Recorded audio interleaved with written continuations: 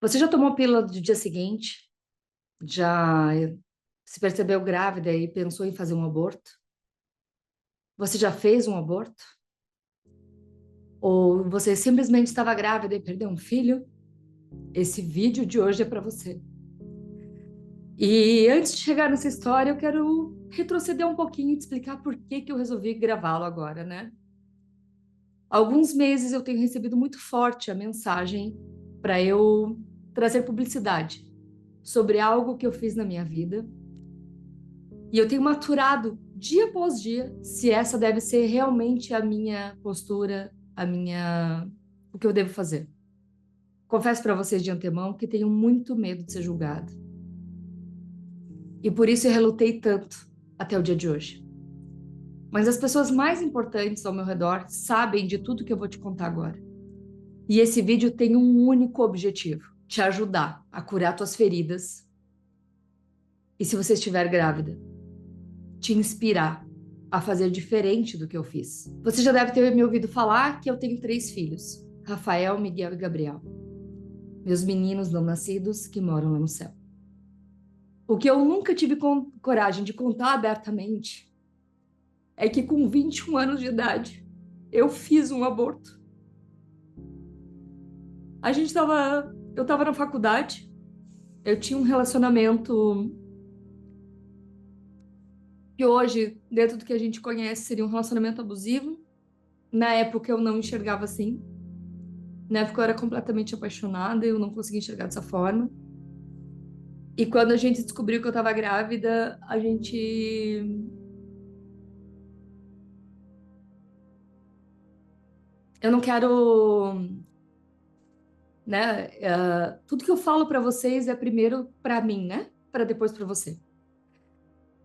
Quando eu descobri que estava grávida, e eu fui contar então pro pai da criança, que era um relacionamento que eu tinha à época, ele me disse abertamente, né, que não queria ter filhos, que não era esse o momento agora e que a gente precisava tirar. Ele fez tudo, ele comprou o remédio que eu usei à época, que eu não vou dizer o nome aqui para que ninguém faça bobagem, a qual eu me arrependo muito, muito. Acho que de todas as coisas que me aconteceram na vida, essa é a que mais dói. É a que mais eu me arrependo de não ter sido forte o suficiente para fazer diferente, sabe? E quando a gente, então, ele comprou o remédio do jeito que a pessoa disse que eu deveria tomar, eu comprei o remédio, eu tomei o remédio na casa dele. Tinha uma pessoa da minha confiança à época, uma mulher da minha confiança à época, que estava lá comigo me acompanhando. E, e só para você ter uma ideia do que eu falei que era um relacionamento abusivo, naquela noite ele saiu com amigos, bebeu e voltou para casa dele com outra mulher e deixou a gente escutando enquanto ele tinha relações com essa mulher e eu passando por aquele momento ali. A medicação não fez efeito de imediato. E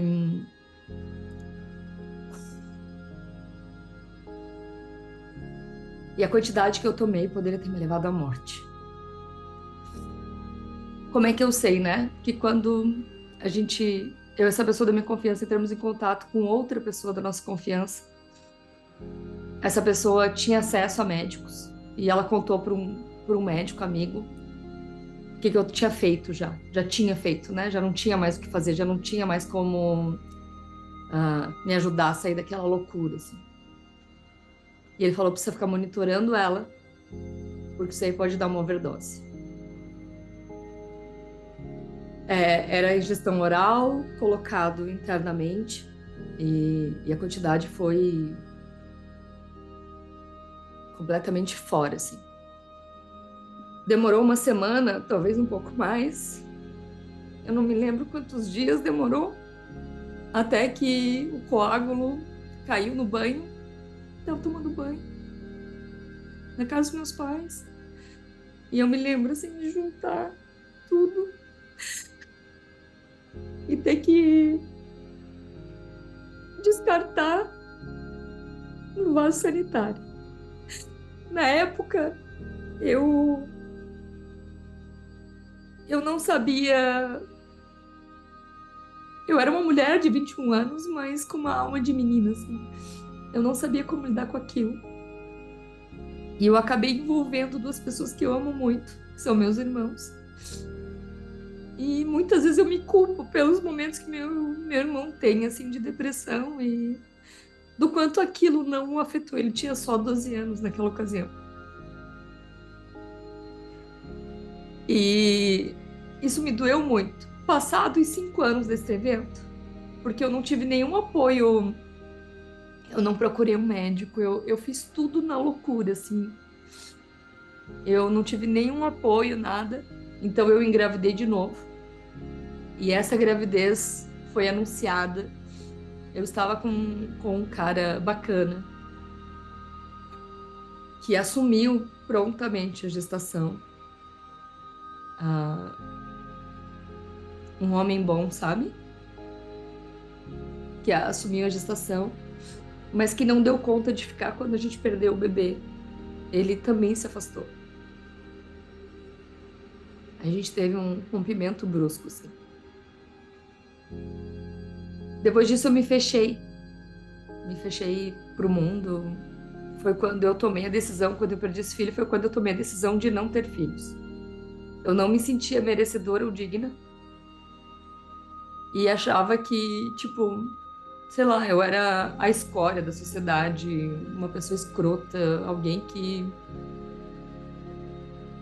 se morresse não faria a menor falta no mundo, assim, sabe? Alguém que por muito tempo eu me considerei uma assassina, então eu nunca me permiti julgar ninguém, porque quem sou eu para falar de alguém, né? Alguém que cometeu um crime bárbaro deste. Eu sou podre, eu dizia para mim mesma. E eu tinha uma dificuldade profunda de suportar a felicidade. Isso aconteceu em 2006. Depois disso tudo, eu desenvolvi várias doenças, eu tive depressão fortíssima, eu tinha um desejo profundo de morrer e aquelas campanhas que acontecem no Outubro Amarelo, que eu não quero usar essa palavra aqui. Muitas vezes eu pensei, pai, me leva. Se tu estás aí, me leva. Por que que eu vou ficar aqui no planeta Terra? Né? Se tens compaixão na minha vida, me leva.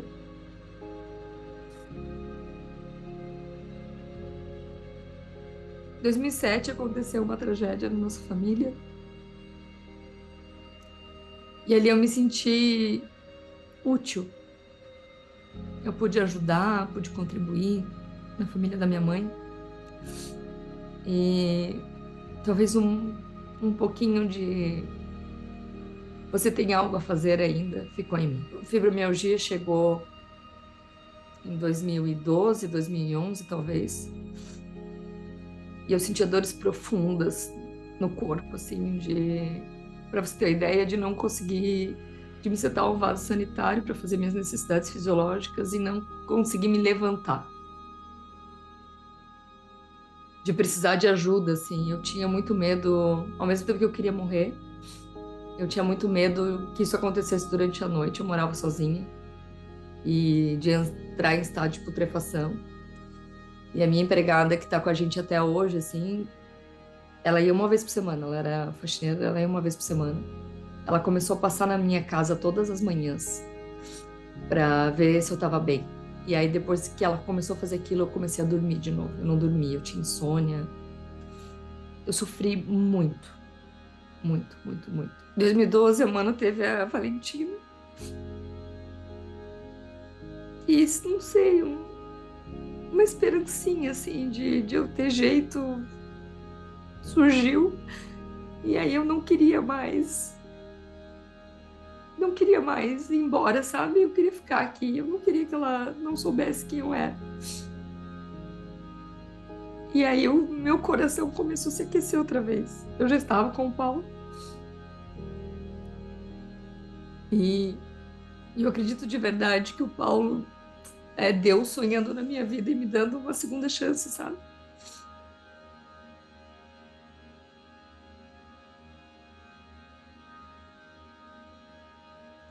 E aí não existe um dia na minha vida que eu não viva a síndrome do impostor, de não é sobre eu não acreditar na minha capacidade técnica, porque eu sou inteligente, eu consigo estudar, consigo fazer as coisas, mas eu não me sinto merecedora de muitas oportunidades que surgem na minha vida.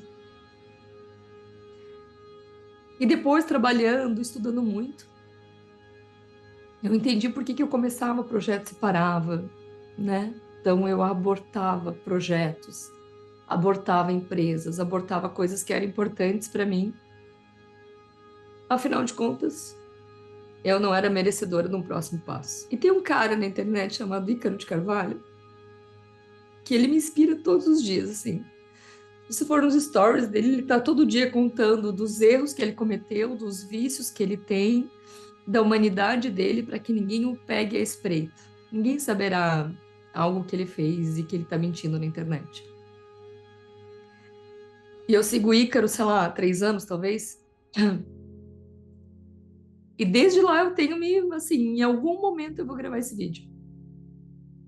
Ele está sendo gravado no dia 20 de fevereiro de 2022, na segunda-feira, em meio ao feriado de carnaval. Eu pedi ajuda para o Maicon vir aqui me ajudar a gravar. O meu marido está ali na sala dele. Eu conversei com o Paulo sobre isso, sobre eu gravar esse vídeo.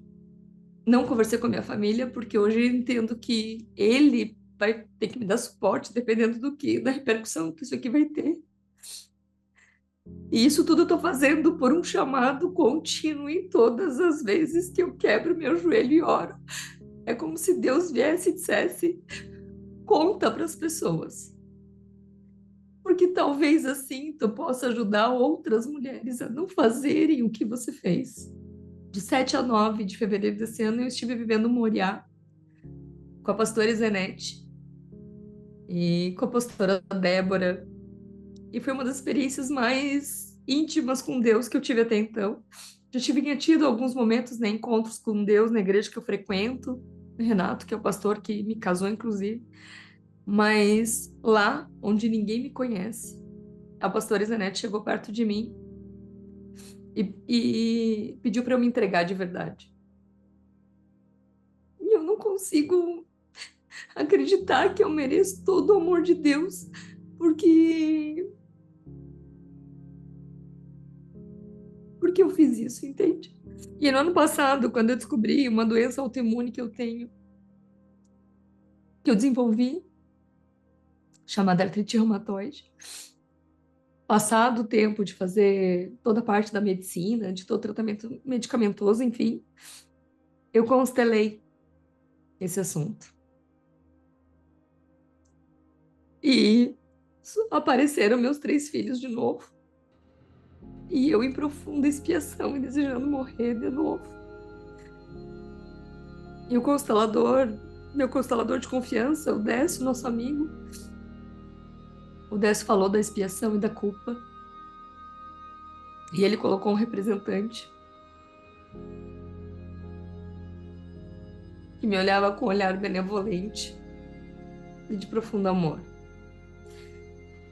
E por um momento eu achei que pudesse ser o Paulo. E não, era Deus. E desde lá eu tenho vivido esse momento de passinho a passinho, de lágrima a lágrima, de insônia a insônia. A confiar que Ele é o único que pode me julgar. Na justiça terrena, o meu crime está prescrito, né?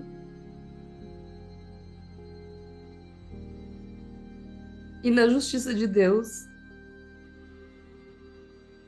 eu sinto que os pecados que eu confessei com a mais profunda dor e arrependimento foram perdoados. E esse vídeo tem um único objetivo: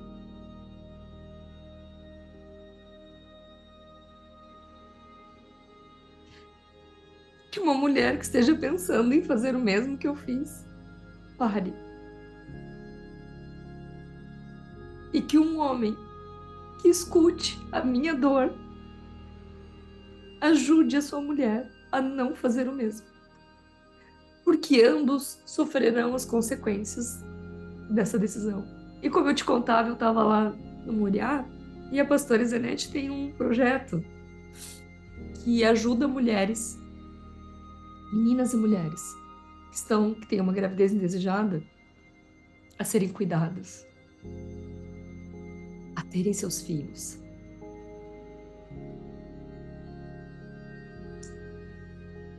E a cuidarem dessas crianças.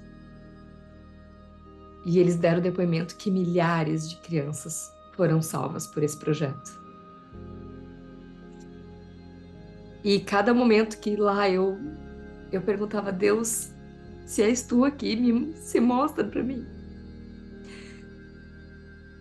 E depois de ter passado por um processo dificílimo lá dentro, quando na noite do segundo dia foi apresentado esse projeto, no meu coração de forma ardente veio: pega esse projeto, chama as pessoas, convida aquelas que podem contribuir a ajudarem. Se Deus me permitir, a gente trará uma filial, trará um braço desse projeto aqui para Santa Catarina, para que mulheres catarinenses como eu possam ser beneficiadas.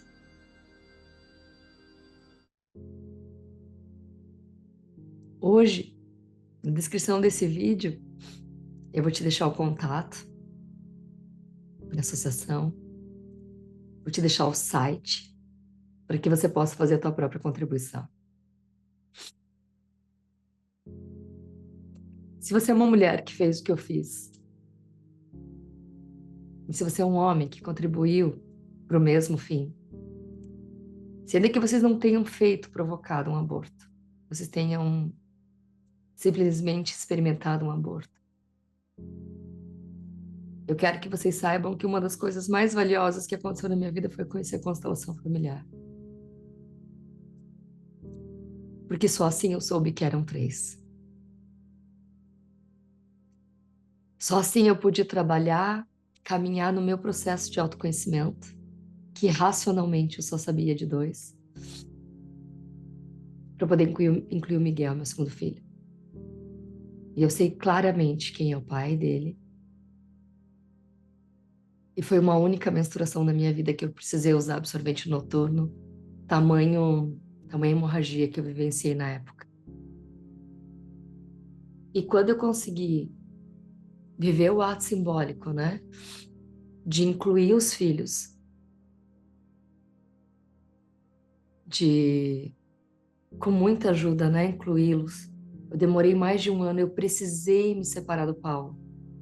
Eu não suportei permanecer casada, enquanto eu estava com uma fratura emocional exposta.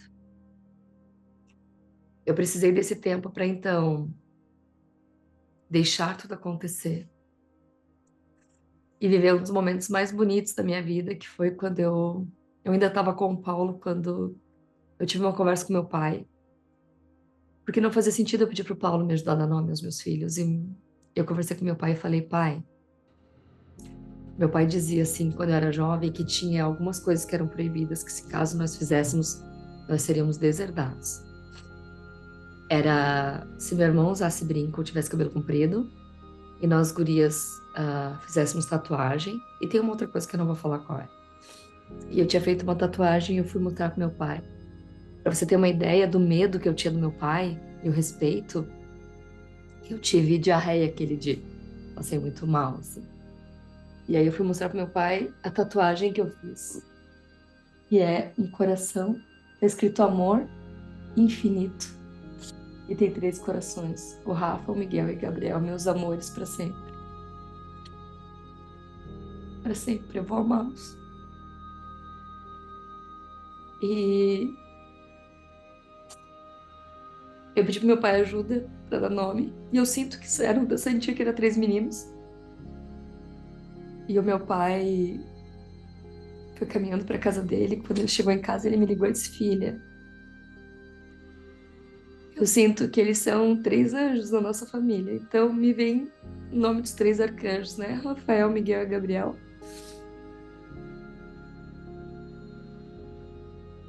Anjos que passaram pela nossa família, ficaram tempo suficiente e foram embora. Do dia que eu coloquei o nome até o dia que eu consegui, eu pedi ajuda para uma pessoa que é da minha extrema confiança aqui, a Maeve. A Maeve faz as âncoras de porcelana, do pó eu vim, ao pó voltarei. E a Maeve fez os bonecos. E eu pude incluir, então, eu sou mãe de três meninos.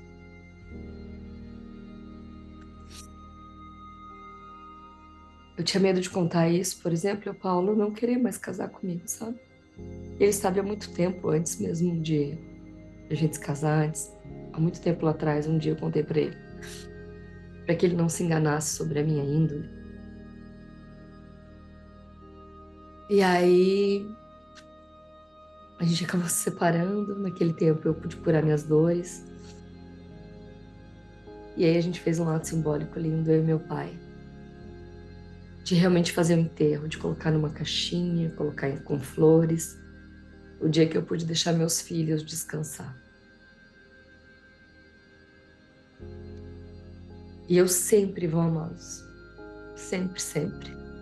De vez em quando eu falo, né, ó, vocês não aprontem em cima. A Bisa tá aí agora, Tia G tá aí com vocês. Os bisos estão aí. Vocês se comportem. O pai de um deles já tá no céu. Talvez esteja lá cuidando do Rafa. O pai do Rafa já tá no céu. E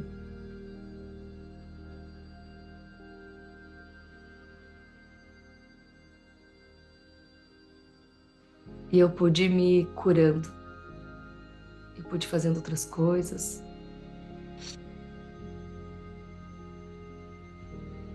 E pude ir cuidando de mim.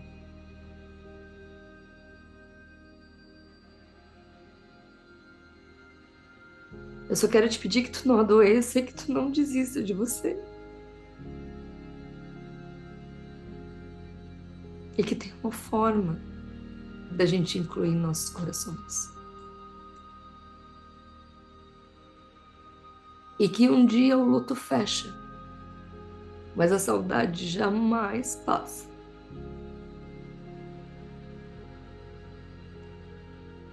E você sempre vai se lembrar dos seus filhos também, como eu sempre me lembrarei dos meus. E eu tô fazendo isso porque a gente tá orando pós-moriá e alguém te presente um livro. E lá veio muito forte quando a pastora Zenete esteve ao meu lado. E ela disse pra mim: te entrega. E aí no ouvido dela eu disse: eu fiz um aborto.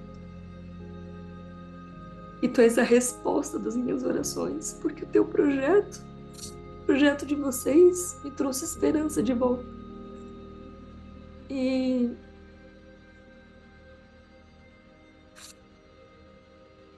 eu sinto que eu tenho que falar sobre isso, que eu tenho que ajudar nesse projeto. E ela disse: não que você precisasse ter passado por isso para ajudar o projeto.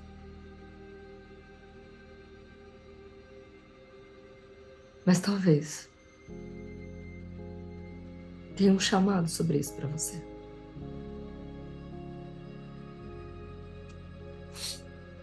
Então, mulher, Deus nos ama muito. Em algum momento ele vai colocar no nosso caminho um bom homem. E se você não estiver segura de quem tu és, talvez você o deixe embora. Homens, eu sei que no íntimo de vocês, no mais íntimo, vocês servirão as suas mulheres. E o quanto for possível, fique e ajude-a a perceber que ela merece você ao lado dela. Cuide dela. Jamais traga esse assunto de forma vil. Só ela conhece a dor do seu coração. E se você for o pai desse bebê, deste filho, ajude-a a lidar com essa dor. A coragem que eu tenho hoje de gravar esse vídeo é pelo que eu tô vendo nesse livro da Camila Vieira. Plenitude, 40 dias para você ir além de todas as áreas da sua vida. E na leitura de ontem, veio de novo, né? Por que registre as linhas a seguir qual comando que Deus já lhe deu e que até hoje você não tem se comprometido de verdade a obedecer. Era sobre esse vídeo. E quais as desculpas, histórias que você tem contado para si mesmo e para outras pessoas para ainda não estar obedecendo. E uma das coisas que era para eu não estar obedecendo era o medo do seu julgamento. Então eu quero te pedir que se você for escrever nos comentários qualquer coisa que seja para me atingir, que primeiro você avalie no teu íntimo todos os teus erros. E por mais que você ache que os meus são maiores que os seus, você sabe o quanto os teus doeram. Não transfira para mim a lâmina que vai te cortar depois, porque eu não vou pegá-lo.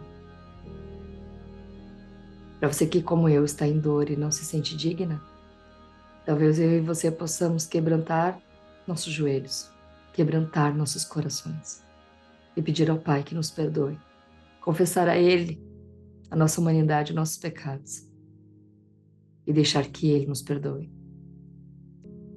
E me vem aquela passagem, né, de quando a mulher adúltera chegou até a praça e todos instigavam que Jesus jogassem as pedras, né?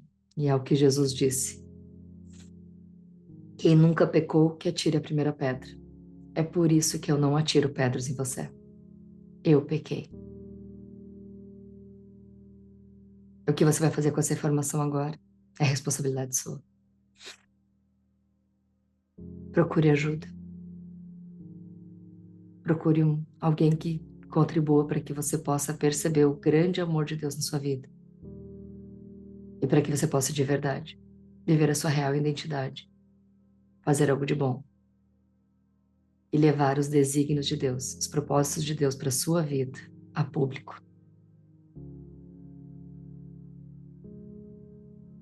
É sobre isso. Gratidão por me ouvir. Até esse momento. E se você conhece uma mulher que precisa ouvir um vídeo desse, encaminha para ela. E só escreve com todo o meu amor. Muito obrigada.